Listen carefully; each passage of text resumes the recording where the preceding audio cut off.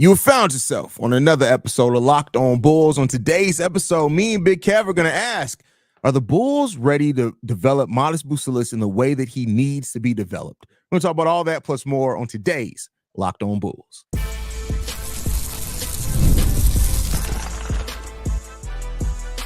You are Locked On Bulls, your daily Chicago Bulls podcast. Part of the Locked On Podcast Network, your team every day. Thank you for tuning in to Locked On Bulls, member of the Locked On Podcast Network, where it's your team every single day. I'm Haize, host and creator of Chicago Bulls Central and Chicago Bears Central YouTube pages and podcast. And my guest today is Big Kev, host and creator of Chicago White Sox and Chicago Cubs Central. Shout out to Big Kev over there doing work. Make sure you guys go and support him if you're Cubs or White Sox fans. And today's episode is brought to you by Gametime. Download the Gametime app, create an account, and use code LOCKEDONNBA for $20 off your first purchase. Kev, let's jump right into it today, man. Are the Bulls prepared to develop Matas Buzelis correctly? Now, this has nothing to do with the first preseason game. This isn't a reaction to that. This is just generally right now. I want to have that conversation because Matas Buzelis offers a glimmer of hope for Bulls fans, right? Like guy we drafted 11 overall, was projected to go top 5. If this pick in Matas Buzelis hits, it could really help get the Bulls to where they needed, where we want them to be sooner rather than later. But of course, over the course of the Bulls' recent history, you look at basically everybody since Zach LaVine has come here, there's been some questions on development. Guys like Daniel Gafford, who's gone on and helped the team go to a final series. Guys like Wendell Carter, who just signed his new deal with the Orlando Magic, a guy that, you know, I'm still not too mad over the sending off Wendell's, the other pieces in that trade, but still he's a guy that's developed. Lauri Markkanen has definitely developed more since he left the Chicago Bulls. Do you think that we are in a position to avoid having the same thing happen where we just don't develop Matas Buzelis correctly? My confidence level in the Bulls developing him is little to none. I don't have any faith that the Chicago Bulls will develop Matas Buzelis properly.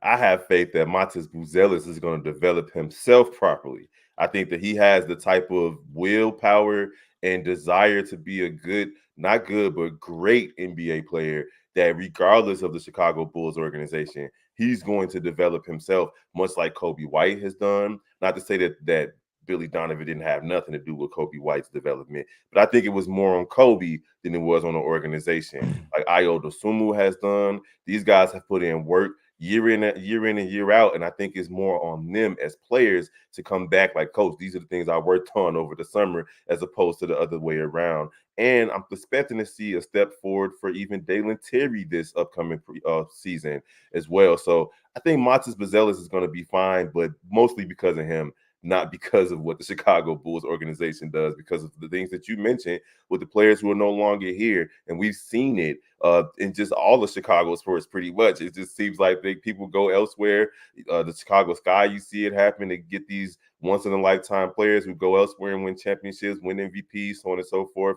You see it with the Chicago Bears, even when players go elsewhere and play better. And now you always see it with the Bulls. So I don't got no confidence in these guys, man. I'm sorry to say it that way. But no, I think Matas is going to be responsible for his own growth.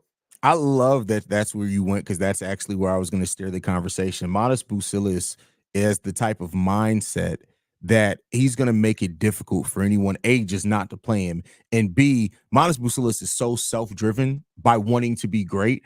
And that's why I've said at times on the show before, like, some of the best things that could happen for Matas Buzelis is, I think, when he gets when the NBA games start in the regular season, if he gets cooked by a Jason Tatum one day, or Godfrey, like anybody, Apollo Banchero, anybody one day, I think that's actually best for his development because Matas Buzelis is the type of player he's going to go and look in the mirror and say, all right, bet, I can't let this happen again. And I think that that's where you have to look at it. And, you know, I love that you also compared it to Ayo Dosunmu. Like, Ayo was a player that, you know, initially the Bulls didn't know exactly where or how he was going to fit into the rotation, but he brought a skill set that they needed in defense, and it allowed him to start doing more and more as that season went on. Then by the time Lonzo went down, he stepped into that starting point guard role. And Matas Buzelis' similarity to that, as far as this Bulls team needs energy. This Bulls team needs athleticism. This Bulls team, in trying to play faster, need players that fit that style of game. and Matas Buzelis fits that very well. So I do, more than anything, I trust Matas to develop himself because of how driven he is as a player. But then I also want to give it to this.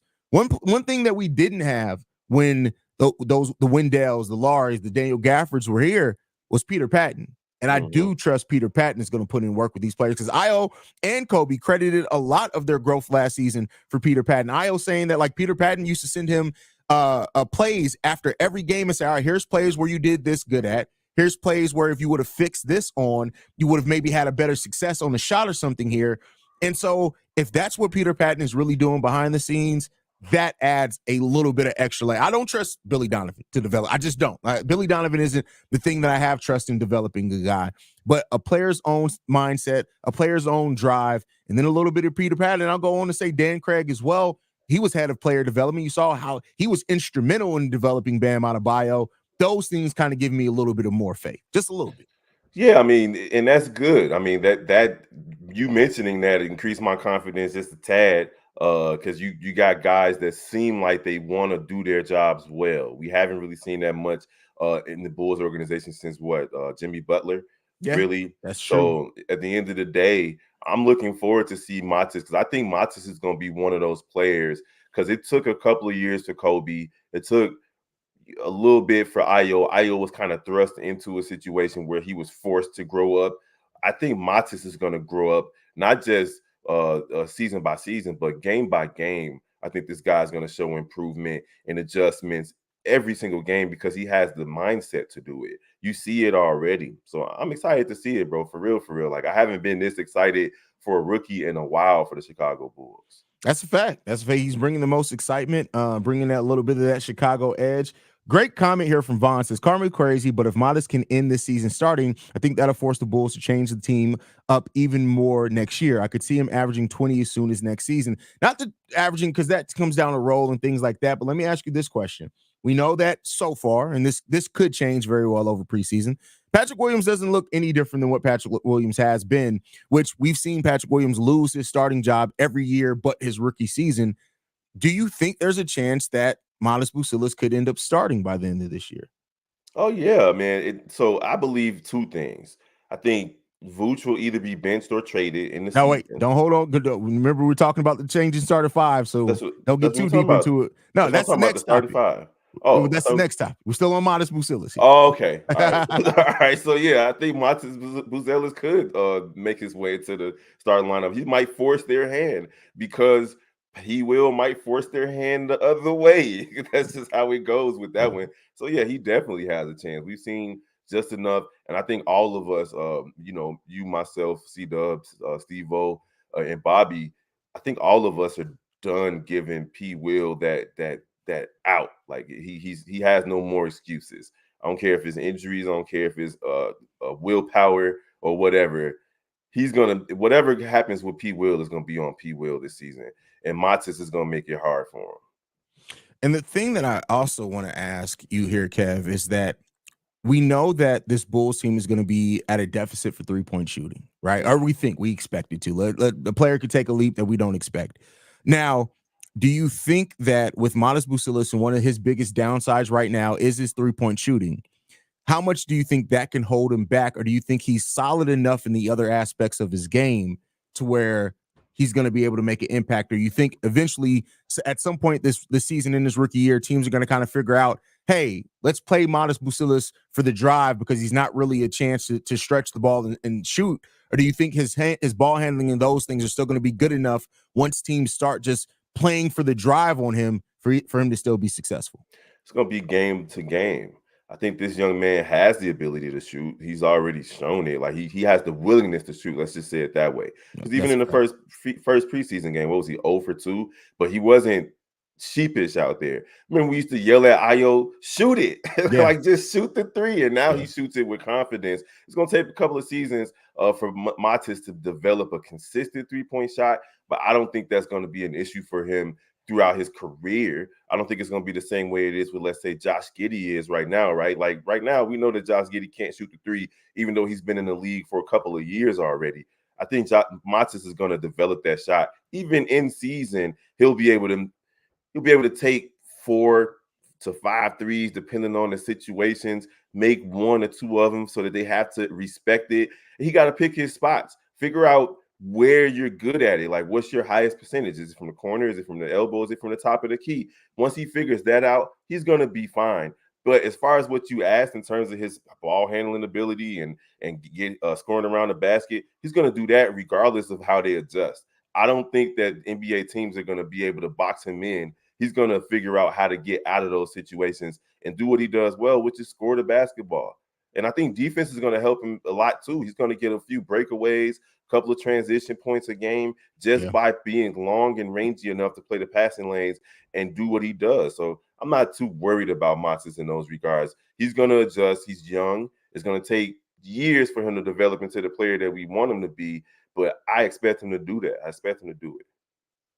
Yeah, I agree with that. I think Matas Buzelis has shown that. And then as well, like, if we're playing and he cuts, like, he moves to the rim, and you got guards, whether it's Io, whether it's Giddey, whether it's Kobe, or even Lonzo, when Lonzo's out there in the games that he's able to play, you got guards that can get you the ball as long as you move. That's part of the reason why we get so frustrated by Patrick Williams, because, like, just move. They'll find you. Just move. So, we'll see how that goes over the season for Matas Buzelis, but his development is one of the biggest stories that I can't wait to continue to watch as this season develops for the Chicago Bulls. Yes, sir. But the next story and the next thing that me and Kev are going to talk about is the chances that the starting five changes at some point this season for the Chicago Bulls. We're going to get into that, but first, got to talk to you guys about Gametime. All right, y'all. I've been talking to you guys about Gametime all offseason, and Gametime continues to bring in the new features. They have a new feature called Gametime Picks that makes getting tickets for your favorite live event even easier. Gametime Picks filters out the fluff to show the only incredible deals on great seats, so you don't have to waste time searching through thousands of tickets. Gametime also has all-in pricing. By toggling this feature on, it shows you the total upfront with no surprise fees at checkouts. If you guys are used to buying tickets, you get hit with those fees at the end. I can't stress enough. Turn in that all-in pricing so you're not surprised before you check out, and some of you cheap people can stop acting like you're surprised by how expensive these tickets are. You also get the panoramic seat view. You can see exactly what you're going to see once you sit at your seats. Plus, Gametime has the best return policy in the ticketing industry. If you find tickets in the same section for less from one of their competitors, Gametime will credit you 110% of the difference. Take the guesswork out of buying tickets with the Gametime. Download the Gametime app, create an account, and use code LOCKEDONNBA for $20 off your first purchase. Terms apply. Again, create an account and redeem code that's LOCKEDONNBA, LOCKEDONNBA for $20 off. Download Gametime today. What time is it? It's game time.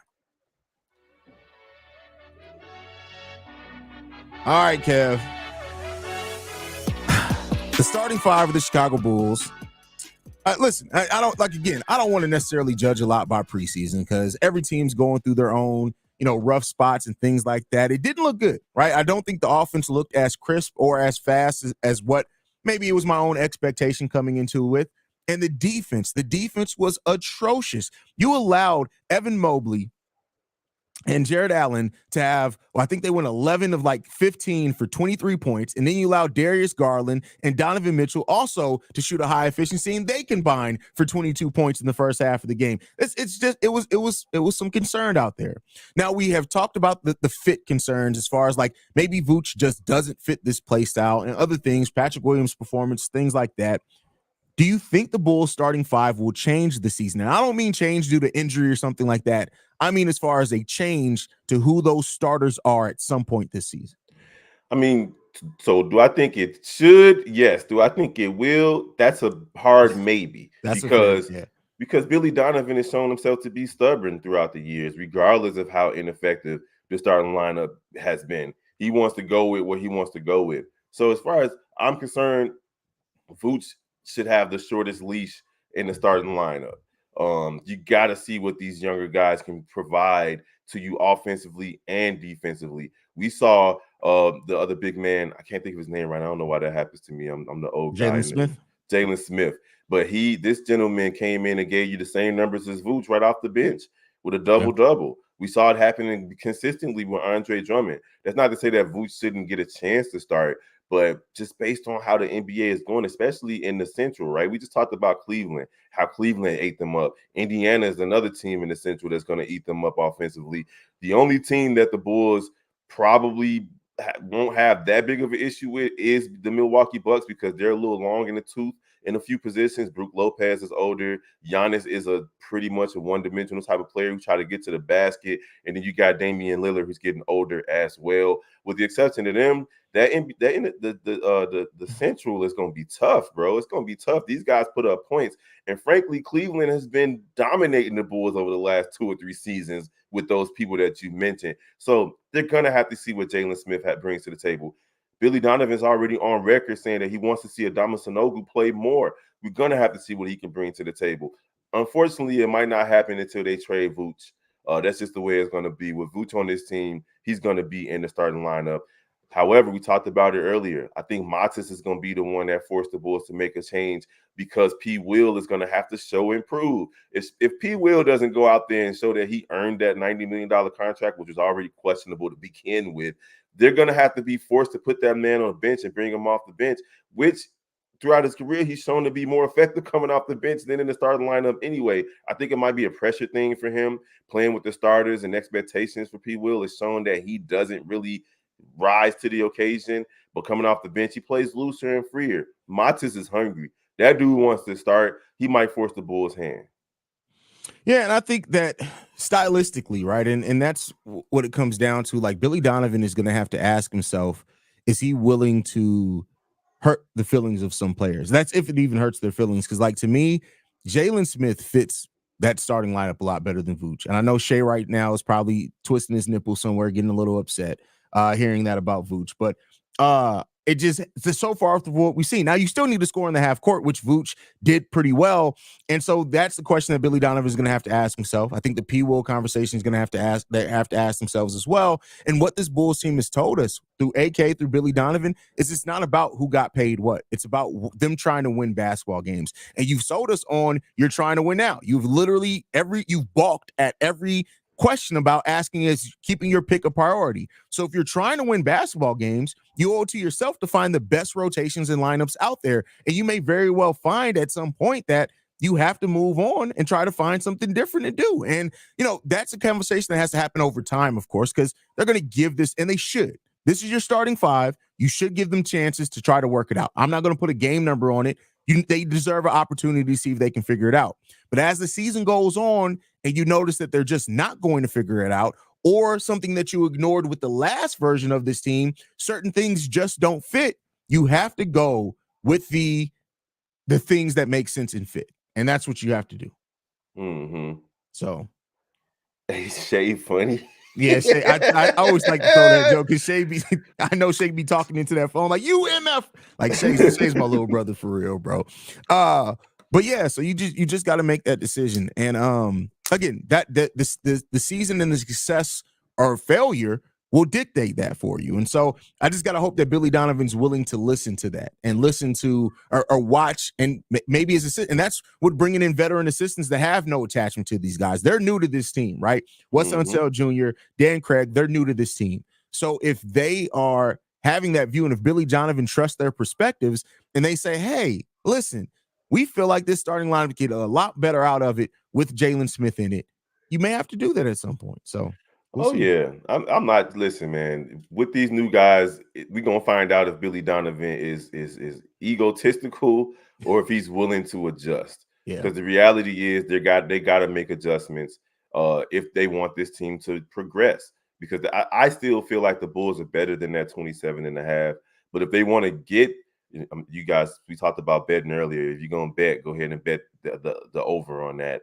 But at the end of the day, they got to adjust, man, because these guys are hungry. These young guys are hungry. They want to get out there and run. You see it every time you see the young lineup. Whenever you see Dalen Terry and Julian Phillips and all of them out there, those guys are up and down the court running. I hope this shorter shot clock that they're using in the training camp and in preseason practices is going to help them speed up a bit, but I don't think they can really do it too much with Vooch out there. Like, I just don't. Now they will benefit from not having DeMar DeRozan out there to claw things up and slow things down, bog things down either. So we might be able to hide Vooch because we do need him in the half court offense, as you mentioned earlier. But with DeRozan gone, we'll see how it looks. Because with DeRozan out of there, they should at least be a couple of steps faster. Yeah. I mean, we'll see, and maybe you can adjust. Like I said, I'm not saying let's react off the one preseason game and change everything around. Like, they deserve an opportunity to try to figure it out. Josh Giddey was off of basketball for 2 months, so that definitely could impact the way the offense looked. Patrick Williams coming. Hell, 3 out of your 5 starters are coming back from major injuries and surgery. So, like, you got to give it that time as well. So we'll see how that develops over the course of this team. Go ahead. What I don't want to see is Jalen Smith go out there and do what Vooch was doing last year and just shooting threes for no reason. The 4 threes, 2 of them were in rhythm. 2 of them I'm not mad at. The other 2 are kind of questionable, and I don't know if that's Billy Donovan. I don't want to try to turn Jalen Smith into a 3-point shooter. I want Jalen Smith's 3-point shooting to be something you can go to on a pick and pop or a mismatch. Let's not repeat that same mistake of trying to turn Jalen Smith into a 3-point shooter just because he shot 40% on low volume last season. Right. I want to see more pick and roll than pick and pop from this guy. That's a fact. And you know what? I got to give some credit before we get into the next segment. Shout out to Eco B. I don't know if people need to read. I don't always agree, but one thing I can't disagree with is Eco Bean knows basketball. You should be doing this, Eco Bean. If I can't motivate anybody else, you should really look into getting this content creation thing because Eco Bean know basketball. But next up, we're going to be talking about our preview and what we want to see from the Bulls in the Bulls' second preseason game. But before we get into that, I got to talk to you guys about FanDuel. All right, Bulls fans, man, we're going to thank you guys for sitting through and being here again with us over here on Locked On Bulls. But FanDuel keeps bringing the deals, and now you can start the season off with a big return on FanDuel, America's #1 sportsbook. So when you get the hunch in the middle of a game, you can check out the latest stats, view live play-by-play, and so much more on the same page where you can place your bets. I keep telling you guys, this is a leg up that FanDuel is giving you guys over any other sportsbook websites. You can get everything you need from the same page you place your bets in. Meaning, if you need advanced analytics, if you need to see the stats, if you need to see who's hot right now, and you're trying to save your parlay, you can do it all on the same exact page. Y'all lazy anyway, right? Y'all lazy. So you can do it all on the same page. That saves you some time and helps you get your bets in faster. Also, they get you started with $200 in bonus bets guaranteed when you place your first $5 bet. Told you guys earlier, some of y'all broke and should not be betting. But with $5, you can get $200 in bonus bets guaranteed with your first $5 bet. Take advantage of that. Go and place your bets over at FanDuel. That's FanDuel.com. Again, $200 in bonus bets guaranteed when you place your first $5 bet. Tell them Haize send you. That's FanDuel.com. I be trying to save people money, Kev. People don't be listening to me, bro. Like, it just... Hey, some of them going to spend that money on a bottle. You know it. That's what I'm saying, man. That's what I'm saying. Y'all can get $200 in bonus bets. But, Kev, Bulls, Saturday, Memphis Grizzlies. This is a matchup that I'm really excited to look at because I think the Memphis Grizzlies are going to be a real big test of the Bulls defense with that starting line, no matter how many minutes they play it, because that's a Memphis Grizzlies team that's really bet for that unit to work better together. What are some of the things you're looking out for in the Bulls' second preseason game? So I'm looking at exactly what you just mentioned. They both of these teams are making major adjustments. They got players returning from injuries or suspensions or whatever. I want to see how our bigs do against their bigs. I'm not sure if Jaren Jackson gonna play this game. He didn't play in the first game, but let's see if Vooch can teach Zach Edey a couple of lessons down there in the post, right? Let's see if he can get that guy in foul trouble or something like that, because it could easily be the other way around. Zach Edey's a big dude, regardless of how slew-footed he is or how Neanderthalish he looks. That dude is a big guy, and he can go out there and put the ball in the basket. He was solid in his first game. He had a pretty strong summer league run as well. So Vooch is going to have his hands full with this young fella, but he got to make it hard on him. Let's hit him with some mid-range jumpers. Let's hit him with some over-the-shoulder hooks. Not the left-handed hook. That's my least favorite shot from Vooch. Please don't do that left-hand hook. Like, shot, the thing is, though, Vooch used to have a left hand. Like, is that what happened to the left? He used to have a really good left hand. I'm sorry. Go ahead. It's gone. But yeah, so I'm looking forward to that. And then I want to see how Josh Giddey looks versus Ja Morant. We know they both coming from the Western Conference, but they haven't seen each other much over the last couple of seasons for multiple reasons, Haize. But at the end of the day, I want to see how that looks, man, because If not, Ayo's going to have to come in early and have to start doing work like he did against the Cleveland. That's what turned the game around against Cleveland, was when Ayo was the first man off the bench, got in and started doing the dirty work. And we know that Ayo is going to play that Alex Caruso type role for defense. And honestly, somebody mentioned it in the comments earlier, that could be another starting lineup change depending on how Josh Giddey looks defensively to start the season. You might see Ayo inserted into that starting lineup. Here's the thing, and I said this over on Central. I was trying not to say the same thing here because I like to differentiate the content. But I right now, I really do feel, and this is outside of just this preseason game, that the Bulls are they made this move for Josh Giddey, and they may end up finding out that the backcourt of the future was already here in Ayo and Kobe White. Yep.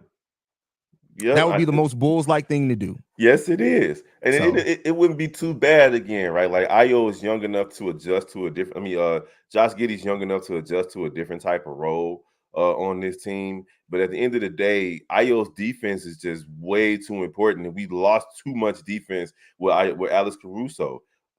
With that trade, I'm still mad at that trade, bro. So, yeah, I'm looking forward to seeing that. I want to see how Josh Giddey looks against their backcourt, and I want to see how the bigs look out there today, man, because Zach Edey's going to be trying to prove a point. Like, a lot of people doubted him coming into the draft. So let's see how it goes. And I love that Josh Giddey is aware. Like, I've seen now 2 different interviews in which he talked about he understands that he needs to become a two-way player. And when you really look at it, he doesn't have the greatest lateral quickness, but you're a 6'8" point guard with an almost 7-foot wingspan. You should be able to guard point guards in this league. And so if Josh Giddey really makes that commitment to the defensive side, I'm not saying he'll ever turn into the defender that Ayo is, but you can see a world in which, somebody pointed out the deflections that he was able to get. Like, you can see a world in which Josh Giddey turns into an okay defender. And with the way that he's able to create plays and create open looks, if he's able to bring that, like I've said this before, Josh Giddey is either turning into a solid defender or turning into a average 3-point shooter away from being a perennial all-star. He really is. If he can do that, go ahead. Him and Matas should be able to help each other in that regard. They're both young. I'm pretty sure they're developing some type of kinship, some type of friendship off the court as well. Hopefully they're studying film together and developing a relationship that's going to push each other to be better, kind of like Ayo and Kobe did. Because that's why Ayo got better. That's why Kobe got better. I'm sure Ayo was pushing Kobe defensively, and Kobe was pushing Ayo offensively, telling them how to play better. These guys are going to play well off each other. But again, Josh Giddey got a long way to go. You're right. He does have the wingspan. He should be able to do it, but it just hasn't shown up on tape yet. The first preseason game, he did show a couple of stretches where he did play defense well. But at the end of the day, man, Ayo's just leaps and bounds better than him defensively, and at least probably a little bit better than him offensively too, if you want to be frank about it. Because more well-rounded offensively is the thing we would probably say, because like Ayo turned into a 40% shooter on volume. It's not like he was taking 3 and was like, oh, he had 40%. No, we're talking about at the end of the season, Ayo was taking almost 6 3-pointers per game and hitting that at a 39% clip. Right. So it's like, man, bro, I'm excited to see Ayo. I know he's going to take a step forward this year too. He's going to benefit from both Caruso and DeRozan being gone. So he's going to force their hand. Like, the Bulls are in an unenviable situation where they're going to be fun bad. I've been saying it all off season. They're going to be a fun. They're going to be a fun team to watch, but they're going to be bad. Like, they can't shoot. That's what we started out talking about, that they really can't shoot the 3 well. What were they? 2 for 40, 2 for something. It was bad in the preseason game. They shot like 20% from 3, and it's like, man, not again, right? But it's only one game, so hopefully Zach can round it out, and the rest of these guys can round it out. But Giddey's going to have to develop a 3-point shot, and so is Matas. Yeah, and I think overall, what I'm looking for in this second game versus the first game is just you've had now another week of practice. Basically, I need to see the starting lineup look better together, and if I just need to see little improvements each game leading into the regular season, that you want to see the starting lineup start looking better as a unit together. And that may come with, like, what Zach LaVine played 17 minutes, those type of things. So it wasn't really a lot of minutes all played together, but you just want to see that fit start looking better from those guys. Because I tell you what, I'm really not concerned about the Bulls bench at all. You got Ayo, Jalen Smith, Matas Buzelis coming off that bench. The way Dalen and Julian look, we didn't even get to see Torrey Craig coming off there. And then at some point, you're going to get Lonzo Ball there. And more than anything else that I trust Lonzo is going to be able to do day one is he's still going to be able to pass well, and he's still going to be able to read the defense well, because he's a basketball IQ. So and low key, Taylor Horton Tucker is playing his way into the rotation, bro. Like I'm not listen, bro. I'm I just get saying, it. just by he can attack the basket, and that's gonna be better than Leroy or Listen, whatever his name is. I'm not trusting people that are 23 with 46-year-old hairlines, bro. I'm not doing it. I think, man, I was that person before. Leave me alone. Yeah, but listen, you're a good person. It's like you also were in shape there. Taylor Horton Tucker is shaped like Lawrence Fishburne right now. Stop it, bro. Like not prime Lawrence Fishburne. We're talking about Lawrence Fishburne today. Hey, even prime Lawrence Fishburne didn't have no real shape. That's all I'm saying. And I'm going to shut up. Morpheus was the slowest dude in the Matrix, bro. Bro, go back and watch that scene where him and Neo were fighting, and you could like most of that was actually Keanu Reeves. They switched Lawrence Fishburne's stunt double every other second in that one, bro. Like, it's hilarious. Hell no. Man. But yeah, man. No, I'm just saying from a standpoint of experience, he looked like the better player from that crop of players that they picked up in the offseason because it's not Chris Duarte at all. That dude was chucking him. Bro, Chris Duarte said, hey, what scheme? I'm shooting. That's what I'm doing. I came here to shoot. Any last thoughts, Kev, before we get up out of here? If not, give them your socials. Let's get up out of here, bro. No, not too many last thoughts. Looking forward to Saturday, man. But hey, P. Will, Matas on he there, bro. He's right there. You didn't have to worry about. You didn't have to look over your shoulder because it wasn't Dalen Terry. But now you got Matas on his team. You better step it up, bro. You already know. Follow me at Kevin Albert 0207 on Twitter. NBA Central, been doing it every day. Me, Steve-O, the whole gang, and then of course Chicago White Sox and Cubs Central. I've been holding off on doing a White Sox season review. Haize, I just don't want to talk about the White Sox. I'll come do that episode with you. I won't let you go. I won't let you suffer through that pain alone, bro. Like me and my dad were talking about the Sox the other day, and I was just like, I don't know what to say. You guys can follow me at CEO Haize. You can follow the show at Locked On Bulls. I want to thank you guys for tuning in and making Locked On Bulls your first listen every single day. And the live viewers have grown every day since we started doing the show live at 11 a.m. Central, 12 p.m. Eastern time. So tell all your favorite Bulls fans, Locked On Bulls is now live. The only time that we won't be live at 11 a.m. Central is the day after games because we're going to do live post-game shows. So that will take care of that following daily episode. But other than that, you can catch us live every single day. But yeah, that's it for us. Thank you for tuning in. We are a member of the Locked On Podcast Network, where it's your team every single day. Now for your second listen, go and check out Locked On NBA, where the Locked On experts are breaking down all the news and goings on in the NBA 7 days a week. For Big Kev, I'm Haize. This has been Locked On Bulls. Peace, y'all. Crazy work, bro. Crazy work. Do you think when Taylor Horton Tucker goes to the barber, does he say, "Hey man, don't push my line back"? Does he say that? I'm sure he don't say nothing. He just go in with his head down. He already embarrassed walking in the door. That's crazy, bro. The 23 with that line in is crazy. Hey, he looked like NBA players from the 70s. The devil is real when you see that hairline. It's funny. Oh, man.